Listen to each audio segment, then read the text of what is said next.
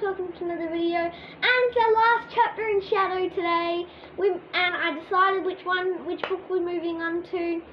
I was tossing up between Snowball and Buddy. I decided, because Snowball is book number 2, I decided to go with Snowball. So the next book we will be reading is Snowball.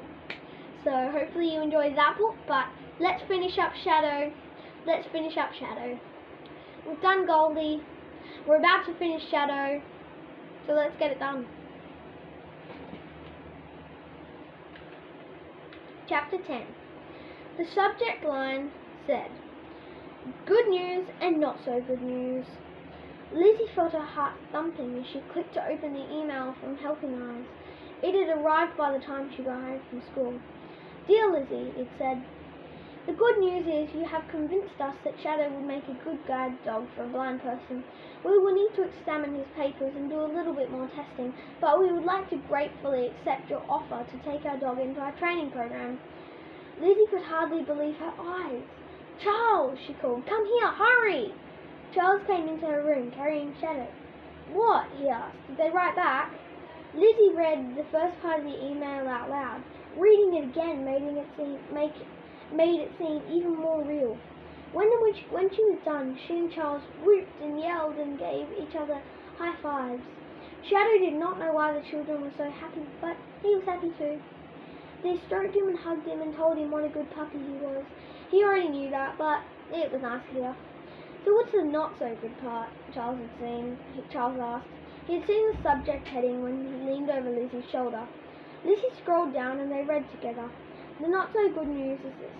We require at least one child in our puppy raiser families to be at least 14 years old. That means your family will not be able to raise Shadow, but we hope you'll be part of our program when you are older. Meanwhile, we do have an experienced puppy raiser family in your area. The Downies have agreed to take Shadow. They will contact you today." Lizzie and Charles looked at each other and then at Shadow, who was cuddled in Charles's arms. "I can't believe we have to give him up," whispered Lizzie.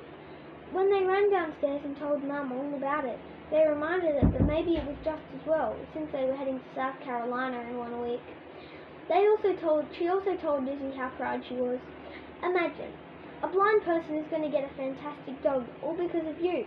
You had a great idea and you followed through on it, all on your own." She said, "Well, Charles and Maria and Sammy all helped," Lizzie said modestly. She still wished they could keep Shadow, but Mum was right. It was so cool that he was going where he needed. Mum looked at the bean, who was crawling through the living room following Shadow. "I have a feeling this is going to be very hard on a certain someone," she said, nodding towards the bean. "He's going to be losing a special friend. Fortunately, he's young enough, so he probably won't be upset for long, but I'm not sure he could have handled keeping Shadow for a year and then giving him up." Lizzie had to admit that Mum was right. "I'm not sure I could have handled it either," she said.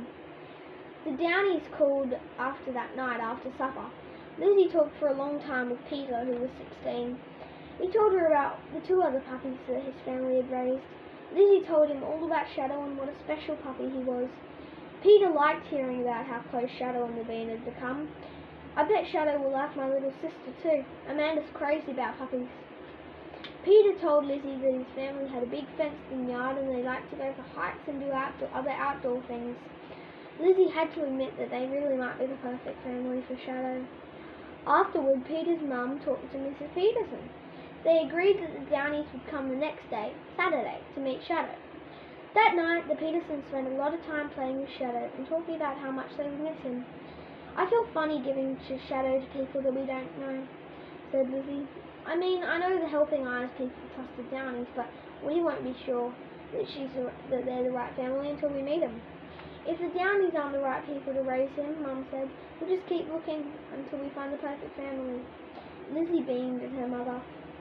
Mum shrugged. We only want the best for Shadow, right?"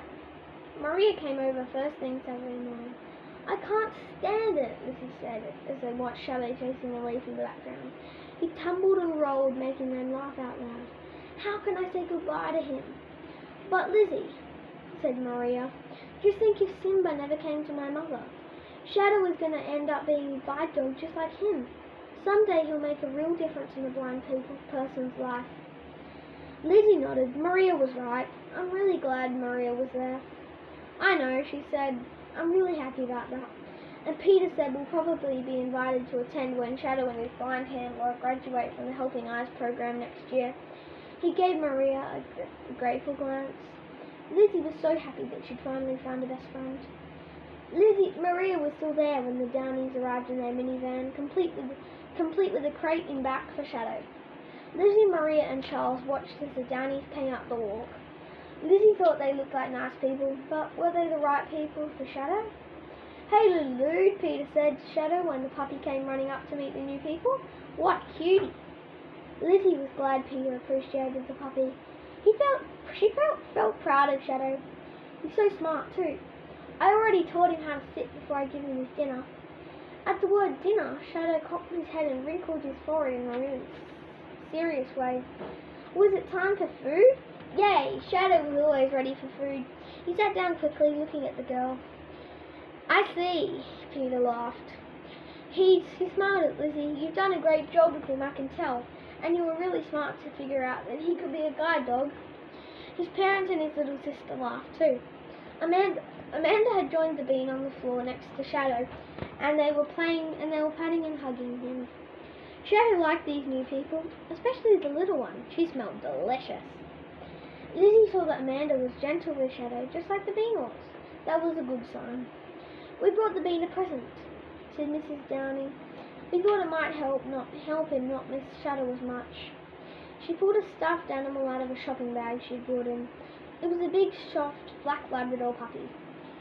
Uppy, said the bean, reaching for it. Lizzie watched as her little brother hugged the toy close. She had a feeling she might need to hug it herself over the next few days. Why? Because now she knew for sure. When the Downies left, they were going to take Shadow with him. It was obvious that they were the perfect family to raise him. Lizzie watched Shadow lick Amanda's cheek, and for a second she felt like crying. She had really fallen in love with Shadow, and it was going to hurt to give him up. But Shadow was going to spend a year with his great family, and then he was actually going to learn how to be a guide dog. Giving him up was the right thing to do. Lizzie looked over at Mum and gave her a special smile and a little nod. They're the ones, Lizzie was saying without using any words. Mum nodded back, and then she smiled at the Downies. How about some lemonade, she asked. Great, said Mr. Downie. We brought some pictures of the other pups we've raised. They all headed for the kitchen, with Shadow trotting after Amanda. Lizzie could tell that you Downies would take great care of him. It wasn't easy giving up Shadow, but Lizzie knew that it was the right thing to do. And she knew that there would probably be another puppy coming along anytime soon. A puppy who needed her family's help finding just the right place to live. Lizzie couldn't wait to meet it. We finished Shadow, everybody. Thank you so much for watching this video, and what a cute puppy Shadow is. See you in the next video where I'll be reading Snowball. What a cutie. And this is the back of the book. Bye everybody.